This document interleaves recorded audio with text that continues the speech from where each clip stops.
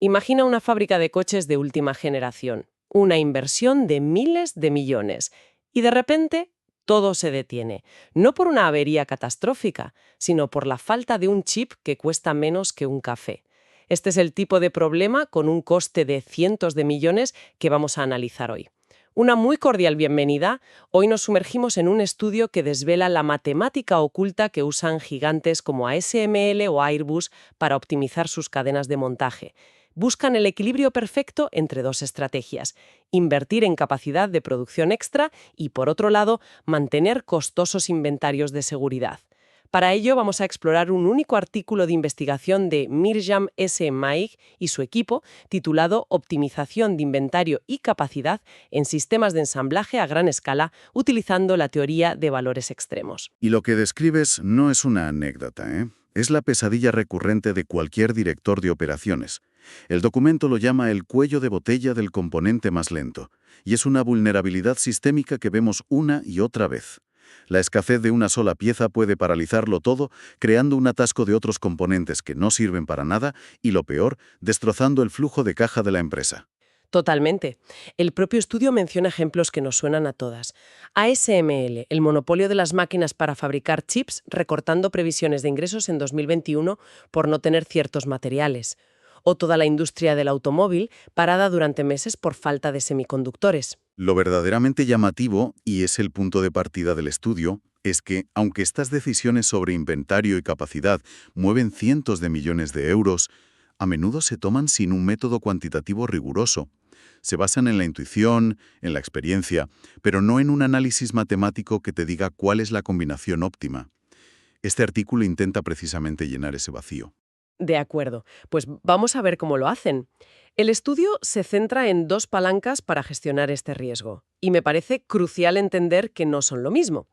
Por un lado, hablan de la capacidad de producción excedente. Piénsalo como tener un seguro permanente. Es como si tu fábrica estuviera diseñada para producir, digamos, un 110% de lo que esperas vender. Esa capacidad extra siempre está ahí, latente. Si de repente la demanda se dispara o una línea de producción falla, tienes ese margen para reaccionar. Es una inversión estratégica, un colchón de seguridad estructural. Y por otro lado están los inventarios de seguridad, los famosos buffers. Y esto es diferente, porque no es una capacidad potencial, son componentes físicos, cajas de tornillos, pales de microchips, piezas ya fabricadas y pagadas, ocupando espacio en un almacén. La gran diferencia es que este inventario se gasta. Si lo usas, tienes que reponerlo. Justo ahí está la clave. No es un seguro permanente, es un depósito que se vacía. El dilema que plantea el estudio no es elegir entre uno y otro, sino encontrar la combinación perfecta para optimizarlos conjuntamente. ¿Qué es más inteligente? ¿Invertir 10 millones en máquinas que a lo mejor no uso? ¿O en tener un almacén gigante lleno de piezas que me cuestan dinero cada día? Encontrar ese equilibrio es el santo grial. Y para encontrar ese santo grial, los autores construyen un modelo matemático. A primera vista el nombre asusta un poco: red de cola simétrica de tipo fork-join. Suena a tesis doctoral, pero la idea es muy visual. A ver, desmontemos el nombre. Fork join es simplemente... Bifurcación y unión, ¿no? Exacto. La bifurcación, o fork, es cuando la orden de fabricar un coche se divide en cientos de órdenes para cada componente. Una para el motor, otra para el chasis, 4 para las ruedas. Y la unión, o join, es el momento de la verdad, el cuello de botella. No puedes montar el coche hasta que no tengas al menos una pieza de cada tipo. Da igual que tengas 1000 motores listos. Si te faltan los retrovisores, la cadena de montaje se para. Todo el sistema avanza al ritmo del componente más lento. Exactamente. Y para que este problema se pueda resolver con fórmulas, los autores hacen una suposición muy fuerte: la simetría. Asumen que todos los componentes y sus proveedores son estadísticamente idénticos. Mismos costes, mismas probabilidades de retraso, todo igual. Un momento, aquí tengo que poner el freno. Porque en el mundo real, vamos, eso es una fantasía. Un microchip de alta tecnología no tiene nada que ver con un tornillo. Sus costes, sus cadenas de suministro, sus riesgos, son mundos aparte. ¿No es una simplificación tan grande que invalida el modelo? Es una crítica totalmente legítima y los propios autores lo admitan, pero es un paso necesario en la ciencia. Si intentas modelar la complejidad infinita del mundo real de golpe, te quedas paralizado. La estrategia es, primero, creamos un mundo de laboratorio simplificado y simétrico para entender las dinámicas fundamentales. Una vez que entendemos las reglas en este mundo perfecto, ya podemos ver si esas lecciones sirven cuando reintroducimos la complejidad, es construir desde los cimientos. Vale, lo acepto como punto de partida. Un mal necesario para poder avanzar. Y para modelar la incertidumbre, tanto en producción como en demanda, usan otro concepto que suena complejo, el movimiento browniano. ¿No es eso lo que describe a las partículas de polvo bailando en un rayo de sol? ¿Qué tiene que ver con una fábrica de Airbus? Es la misma idea, exactamente. Imagina que tu plan es caminar en línea recta. El movimiento browniano es ese ligero tambaleo, los pequeños pasos imprevistos a izquierda y derecha que das sin querer. En la fábrica, el plan es producir 100 unidades al día, pero ese tambaleo aleatorio hace que un día salgan 98 y otro 103. Es la matemática de la imperfección cotidiana, del ruido de fondo del mundo real. Entendido. Es una forma de meter el azar en la ecuación. Con este modelo ya montado, lo analizan en dos fases. La primera es un caso de laboratorio. La demanda es determinista. Sabemos con total certeza cuántos coches nos van a pedir y cuándo. En este escenario tan ideal, la única fuente de azar es ese tambaleo en la producción de cada componente. Un proveedor puede tener un pequeño retraso, otro puede adelantarse, pero como la demanda es la misma para todos, los problemas de un proveedor son estadísticamente independientes de los del resto. Que se retrase el que hace los asientos no influye en el que hace los motores.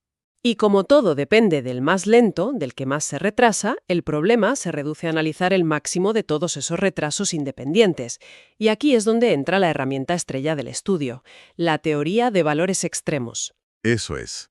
La teoría de valores extremos, o EOVT, es la rama de la estadística que se ocupa de los eventos raros, de las colas de la distribución. No le interesa la media, le interesa el máximo histórico, la peor inundación en un siglo, la caída más grande de la bolsa. En este caso, el máximo retraso posible entre cientos de proveedores. Es la matemática perfecta para este problema. ¿Y qué descubren? Pues descubren que, en este caso de retrasos independientes, el retraso máximo sigue una distribución estadística muy concreta llamada Gumbel. Y lo mejor es que basándose en ella pueden crear unas fórmulas de aproximación muy sencillas para que un directivo calcule la capacidad y el inventario óptimos. ¿Y son fiables esas fórmulas? Porque si el modelo es una simplificación, quizá las fórmulas también lo sean. Ahí está lo bueno. Hacen experimentos numéricos y los resultados son espectaculares. Los costes que obtienen usando sus fórmulas sencillas se desvían menos de un 0,1% del coste óptimo real, que por cierto, solo se puede encontrar con simulaciones informáticas larguísimas y muy complejas. Es una validación potentísima. En el mundo del laboratorio, su modelo es casi perfecto. Vale, entiendo. El modelo funciona a la perfección en un laboratorio, donde todo es predecible. Pero en el mundo real, la demanda es un caos. Un día nadie compra coches y al siguiente todo el mundo quiere un SUV. Se derrumba todo el modelo cuando le añadimos ese ingrediente de incertidumbre real. Esa es la pregunta del millón. Ahora entramos en el segundo escenario, donde la demanda también es incierta, impredecible. Y esto lo cambia todo. Porque ahora los retrasos de los proveedores ya no son independientes. Si hay un pico de demanda brutal, todos los proveedores sufren la misma presión a la vez. Están correlacionados. Es como un equipo de ciclistas. En el primer escenario, el riesgo era que una corredora pinchara una rueda, un problema individual. Ahora, el riesgo es que de repente se ponga a soplar un viento en contra fortísimo que frene a todo el equipo a la vez. Qué buena analogía. Es exactamente eso. El riesgo pasa de ser individual a ser sistémico. Y aquí es donde llega el hallazgo central y más sorprendente del artículo, su teorema 5.2. Casi toda la literatura sobre valores extremos con variables independientes, como el pinchazo de la ciclista, lleva a distribuciones como la de Gumbel. Es el resultado de manual. Pero aquí, con el viento en contra. Con el viento en contra, con los retrasos correlacionados, demuestran algo totalmente nuevo. A medida que el número de componentes se hace muy grande, el retraso máximo ya no sigue una distribución de Gumbel. ¿Converge a una? Distribución normal. Espera, ¿cómo? La campana de Gauss, la que todas estudiamos en el colegio. Parece una locura. Estábamos hablando de eventos extremos, de cisnes negros, y de repente el modelo nos dice que el riesgo más grande se comporta de la forma más normal y predecible del mundo. ¿Qué ha pasado aquí? Exacto, y esa es la clave. El riesgo deja de ser la mala suerte de que un proveedor falle catastróficamente. Se convierte en un riesgo sistémico. El peligro de que esa ola de demanda, ese viento en contra, nos golpee a todos a la vez. Es un cambio de mentalidad radical. Dejas de gestionar individuos para empezar a gestionar el sistema. Es un aporte teórico fascinante. De acuerdo. Es un descubrimiento teórico muy potente. Pero volvamos a la fábrica. Con este descubrimiento crean nuevas fórmulas de aproximación. ¿Funcionan en la práctica? ¿Son precisas? Y aquí la historia se complica. Los experimentos numéricos muestran que esta aproximación, normal, aunque teóricamente sea revolucionaria, no es tan perfecta en la práctica para sistemas de tamaño normal de 10 o 50 componentes. ¿Cómo de imperfecta? Pues, los costes calculados con sus fórmulas pueden desviarse entre un 10 y un 15% del coste óptimo real. Para un artículo académico es un buen punto de partida, pero si eres la directora financiera de una empresa y tomas una decisión de 500 millones de euros, un posible error del 15% es inasumible. Claro, es que ese 15% no es un número abstracto. Son 75 millones de euros de posible error en una sola decisión. Eso es más que el presupuesto de una superproducción de cine. Es inaceptable. Totalmente. Así que parece que estamos en un callejón sin salida. El modelo Gumbel es súper preciso, pero para un caso irreal. Y el modelo normal es para un caso real, pero no es lo bastante preciso. ¿Y entonces qué hacen? Aquí llega la jugada más inteligente de todo el estudio. El razonamiento es, si el modelo Gumbel captura perfectamente la aleatoriedad individual de cada proveedor, y el modelo normal captura la aleatoriedad sistémica de la demanda, ¿por qué elegir? ¿Y si los combinamos? Un momento, me estás diciendo que simplemente van a pegar con cinta adhesiva dos modelos matemáticos que describen cosas apuestas, uno para eventos raros individuales y otro para eventos normales y sistémicos. Con todo el respeto, suena una chapuza. ¿De verdad funciona algo así? Suena contraintuitivo, pero tiene toda la lógica del mundo. Crean una aproximación híbrida de comportamiento mixto. La fórmula tiene un término Gumbel, que captura el riesgo de que un proveedor tenga mala suerte individual, y un término normal, que captura el riesgo de que una ola de demanda nos arrastre a todos. Refleja la doble naturaleza del riesgo en el mundo real. ¿Y la pregunta del millón funciona? Funciona de maravilla. Los nuevos experimentos numéricos con este modelo mixto son la culminación del artículo.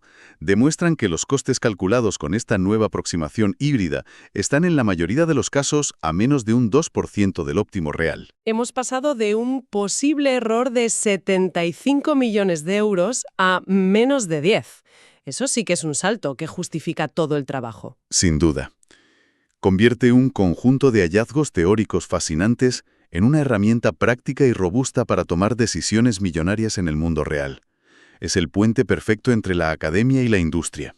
Si tuviéramos que resumir el viaje, empezamos con un problema muy tangible, una fábrica parada por un componente de €1, un problema carísimo. Para entenderlo, se construye un modelo matemático simplificado, asumiendo que todos los proveedores son iguales. Es una simplificación necesaria para poder empezar a analizar el problema con herramientas como el movimiento browniano. Dentro de ese modelo, vemos que hay dos tipos de riesgo. Si la demanda es predecible, el riesgo es individual, como una ciclista que pincha, y se describe con una distribución de Gumbel. Pero en el mundo real, con una demanda incierta, el riesgo es sistémico, como un viento en contra para todo el pelotón. Y aquí llega el gran descubrimiento. Este riesgo se comporta como una distribución normal, la campana de Gauss. Un resultado totalmente nuevo. Y lo más importante para la práctica, la solución no es elegir un modelo u otro, sino combinarlos. Una solución híbrida que captura ambos tipos de riesgo y que ofrece resultados increíblemente precisos, con un error inferior al 2%. Pero el propio estudio abre una puerta a una reflexión final que va más allá de sus conclusiones. Todo este modelo asume que los proveedores son parte de un equipo que rema en la misma dirección, un sistema centralizado, donde el objetivo es minimizar el coste total de la empresa principal. Y la reflexión es que el mundo real no funciona así. Exacto. ¿Qué pasaría si los proveedores no fueran unidades internas, sino empresas independientes, cada una intentando maximizar su propio beneficio? El problema dejaría de ser una simple optimización para convertirse en un juego estratégico. Un equilibrio de Nash en una cadena de suministro. Precisamente. ¿Cómo cambia tu estrategia óptima de inventario cuando sabes que tu proveedor de motores también está jugando su propia partida para ganar más dinero, quizá a tu costa? A lo mejor decide asumir más riesgo para reducir sus costes, y ese riesgo te lo traslada a ti. La matemática ya no sería de optimización, sino de teoría de juegos. El estudio nos da la solución para un equipo coordinado, pero la siguiente frontera es analizar qué pasa cuando cada jugador rema para su propio interés. Con esa pregunta abierta sobre la mesa, una que sin duda da para otro análisis completo, concluimos nuestra inmersión de hoy. Gracias por acompañarnos. Hasta la próxima.